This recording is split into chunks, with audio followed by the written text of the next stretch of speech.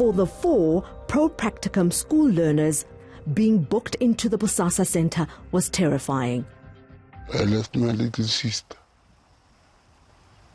I left my parents. I left my grandfather. I left everything at home. He shared a cell-like cement room with 6 other teenagers. They all slept on bunk beds. They looked us inside the room at night from 4 o'clock until tomorrow morning. It's scary, it's scary. And at night they switch off the lights. It's very scary. Nothing justifies this to me. Nothing justifies taking a child away from his family as 15 and putting him in jail. Just nothing. And nothing justifies being an adult in the role of state prosecutor and using this program against a child like this. They said we'll have our kids before December. Can I have my son? They said, you cannot have your son. Once he's in, he'll come out in May. I said, what, May? A 15-year-old got sentenced in a facility that has awaiting trial prisoners that are waiting to turn 18 because their crimes are so bad they don't want to try them as a juvenile. Some of them, they smoke crystal. Some of them, they did housebreaking, hijacking cars. They were harsh. A few days after they were booked in, the files for their cases landed on the desk of Abdul Khan, the head magistrate in Krugersdorp. Thank goodness there is a really comprehensive magistrate sitting at that Krugersdorp court, because those dockets came through his office and he was horrified when he picked them up. So he immediately wrote to the High Court.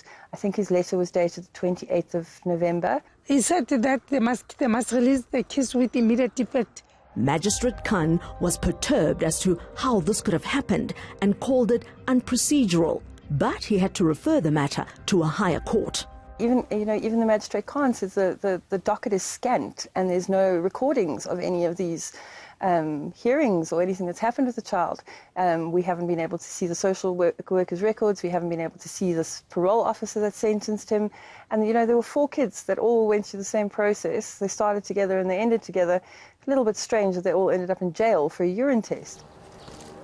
Myrtle Clark is a pro-cannabis activist. The most pervasive argument that's been used against us, other than schizophrenia, that cannabis will make you mad, is what about the children? And we say repeatedly, yes, what about the children? What about the schools overstepping the human rights of children by testing their bodily fluids for cannabis in an attempt to somehow catch them out and criminalize them and demonize them and punish them? She supports government policies that treat drug abuse as a medical condition and not a crime, like in Portugal, which is at the forefront of this strategy. One of our campaign slogans is stop locking us up in cages.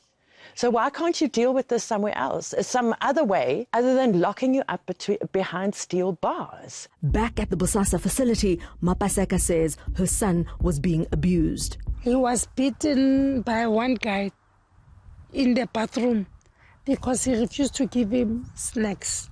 When he was done strangling me, I screamed for the caretaker to come and help me. Around Christmas, he was allegedly repeatedly assaulted on one weekend.